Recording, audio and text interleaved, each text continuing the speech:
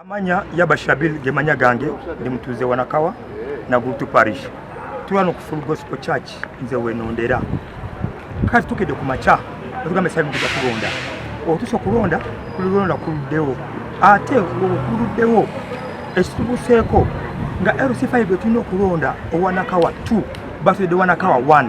Kiba kitegeeza nakawa 1 bamulese eno nakawa tuni bagitwala eri eno pali tulina kulonda ba LC5 bwe baliyombe bwe bani awo bonna tulina kubalonda balese sebuufu weeri kati bwe tugamba ate budde bugenze zino tugenda musawa meka zino tugenda musawa mbandaba tugenda musawa 3 dakika 7 tuna bakulonda batugambye nsoka tulonde Woman Councillor wamu ne balodi meya luvanyuma bajja komawo baleete oba LC5 abasajja naye kati ze neebuuza ekyo kijja kubeera kitya kubanga abantu bagenda kulonda bakole ki bagende kiba kitaba bagenda balonda kati bo electoral commission tugamba otya tusubira bagenda kuleta abantu baffe sawa meka ate tuweza kulonda basajja baffe abagenda batukira ku district ye basewe ne banyawo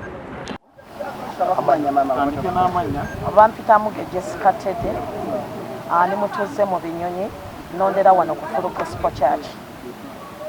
Tugenze kutuuka okusumulula bitabo biva mu ballot nga tusanga nti direct councillors tebaliiwo babadde banjawulo nnyo ne tulimirizamu kwanza okukola ki okulonda ne tugamba bakansala baffe tetubalaba temulina kugenda mu maaso okulonda nga tetumanyi tetunaba kutegeera ebifuddewa ku election kiki ekireese kino era ne tuyimiriza bubadde buweera ssaawa meka sawa 3:52 we tutandikedde okulonda era tulonzeko bantu babiri tulonzeko owabakyala ne tulondako ne ba meya kakati byebyo bifudde wano tuwulidde nga twenyodde nnyo mu mutima kubanga bakansala baffe tetubalabyeko na kubalonda lunaku lwaleero naye information gye tufunye okuviira ddala ku election abaliwo ba presiding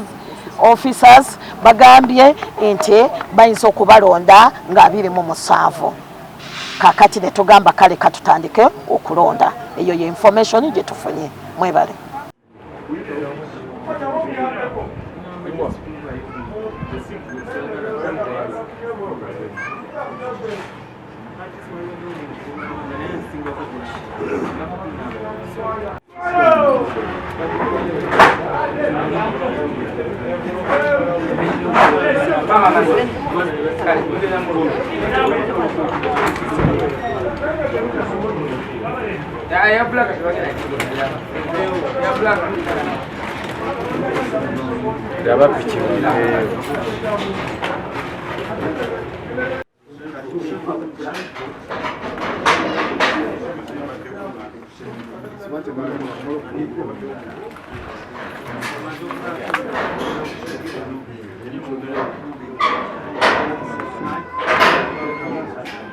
ng'akomawo omukulembere mukama twogedde bugenda okuziba nga bali mu ezo ye road meya wa Kampala emiziko gyonna sitaani gy'abadde ategese mu kubo tugijjamu tuyisa ekisa kyo n'amaanyi go tuyisa amafuta g'omukama gamukulembere na yonna gye bagenda okulondera mu division 5 eza Kampala tuyita obuwanguzi ku kibiina kino ekya NUP tuyita obuwanguzi ku bakansala bonna tuyita obuwanguzi ku road meya bali mu ezo twogera nti bali mu ezo olwaleero ova kubeera omubaka wa parliament ofuuka road meya wa Kampala tukwebaza mukama kubanga otuwadde obuwanguzi mu linnya lya kitaffe n'omwana n'omwoyo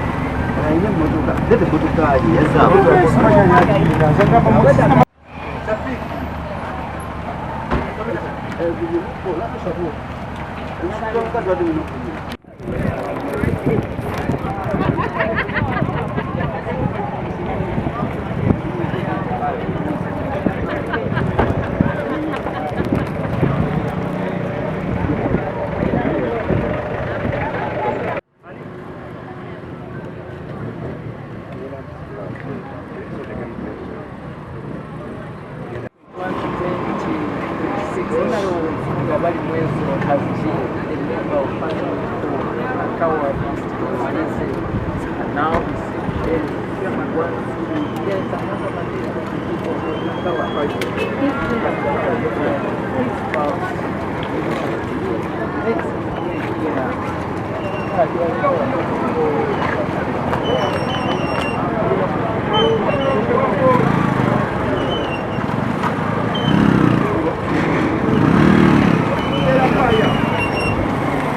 One of the lead contenders but that will be when the voters of Champara, the 5 divisions that is Nakawa, where he has served and lives now, in the top of Kawen's capacity. Even I am told he once served as a councillor in Nakawa.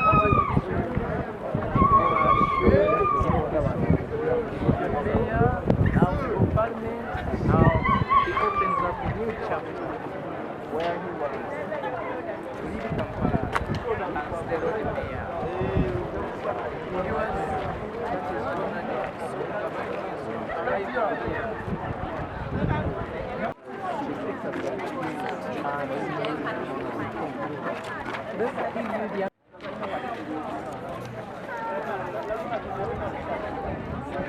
Tuomwana bakuli kumbi nabo ne balaba ekiri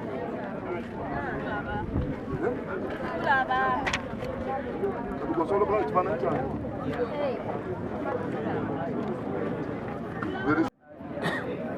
abantu balina kubeera kumpi naawe. Yes.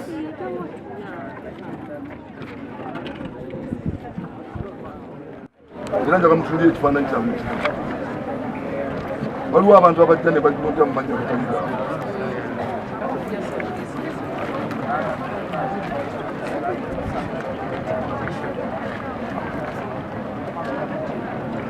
Kati mwe muliraba ebintu akafaananyi mukalabi.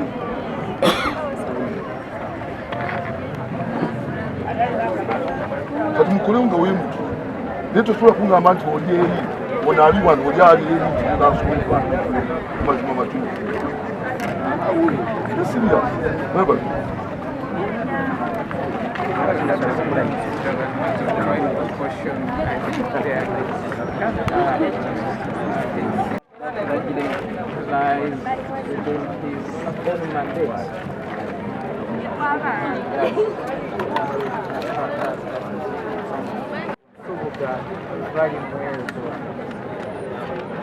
Stepping forward to cast his votes. The box for the Lord Mayorship Press. Oh, he moves.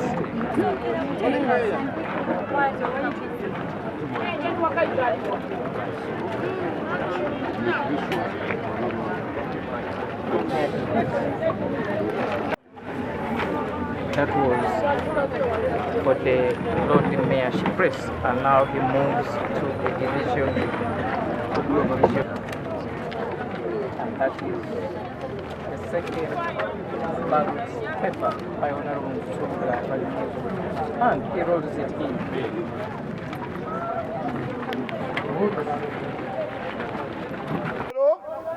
Njagala okwebaza Katonda nti nva kusuula akalulu kange, nva kasuulayo era nze ne mukyala wange agenda okubeera mayoress w'ekibuga. Nebaza Katonda nti bannakampala bagenda kufuna Lord Mayor ow'ebikolwa, Lord Mayor atasusola, Lord Mayor omukozi, Lord Mayor asaanidde kubeera mu kibuga. Lord Mayor ayina obusobozi bwonna obwogerwako obwetagisibwa bannakampala, era akalumba kasuulayo olunaku olwaleero. Abalonzi batono nnyo tekikose buwangu. Kikosa nti abalonzi batono naye tekijja kukosa kubanga abo abatono era bagenda kulonda nze.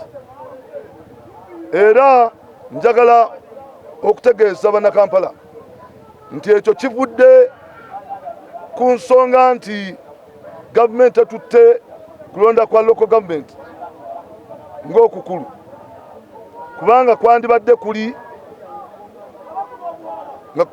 kuli kulina bakwadde public holiday nga bwe kyali okusooka. So kya nnaku nnyo nti ekyo kikoleddwa bwe kityo. Kyanaku nnyo nti gavumenti yasaasaanya ensimbi nnyingi nnyo mu kugula ebyuma tekinologi gwe tulowooza nti oba oluusa n'atwanguyiza n'ajjawo n'embeera y'okubbira akalulu. Ekyo tebasobodde kikola era ndabye wano ng'abantu balonda emirundi egiwera kubanga n'abamu batambuza abalonzi ne balondera amannya amalala naye ekyuma kyandibadde tusobola okugonjoola ensonga eyo. Era ntegedde tinaba baguze guns bajja wenondera batataganye guns ova mu Kampala wataliwo balondera kyannaku ne tujja bakwata staffing si yokka naye naddala mu bitundu nga Naggulu bapulitikinze ekyo netukitegeera era njagala okuwoninga abo nti bajja kukwatibwa tugenda bateekayo. Waliwo abaguze baguns nga tebavudde na wano si balozi ba wano bazze kutaataganya kulonda mu kitundu mwenkolaki mwembeera. Tuteekawo abantu baffe abasobola okukuuma akalulu kano ne bakagusa newankubadde ebitundu ebisinga era beeyamye okugula DRA forms ezo kyanaku abo naye ono wansi ssente ozijja ne zitukira ku nze ate nga nina embala n'empisa n'obusobozi kakasa nti abantu bajja kufuna kyebayita abantu bajja kufuna value for money kyekireeta nti ebisu by'abaana Kampala byonna ebisinga birinako obukugu era nzize kulaba nti ntumbuula n'enzijjayo bannakampala okuva mu ddubire balimu nzize n'obukulembeze obugenda okubeera nti bunyiikiza empeereza mu bantu kyekyo ekikulu.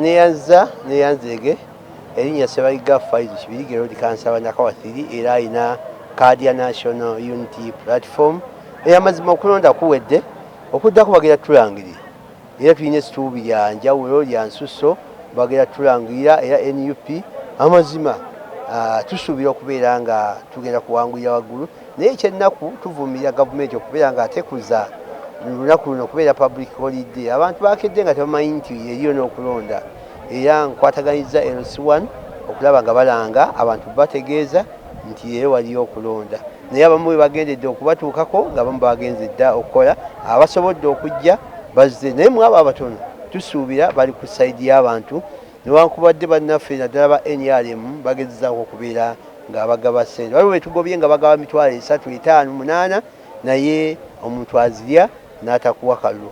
Tulina obukkiriza nti obuwanguzi buli kusaffe ate ku sayidi ya Kampala era tusuubira National Unity Platform egenda kubeera nga ekyeddiza ne Uganda yonna okutwalira wamu newankubadde wali bagezaako okubba member parliament batubba naye ku luno amazima tugenda kuwangulira ddala mu bitundu by'eggwanga ebyenjawulo.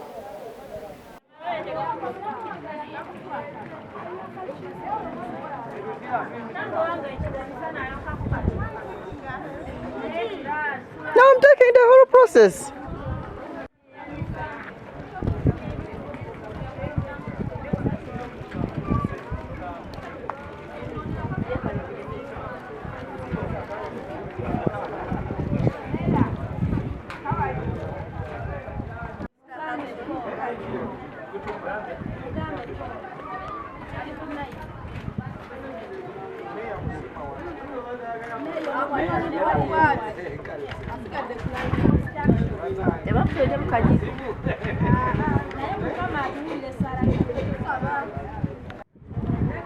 Meya bagamba mutusaba bagambe tugenda kulonda byonna basooka kulonda ne basaba n'okunga kwennyini.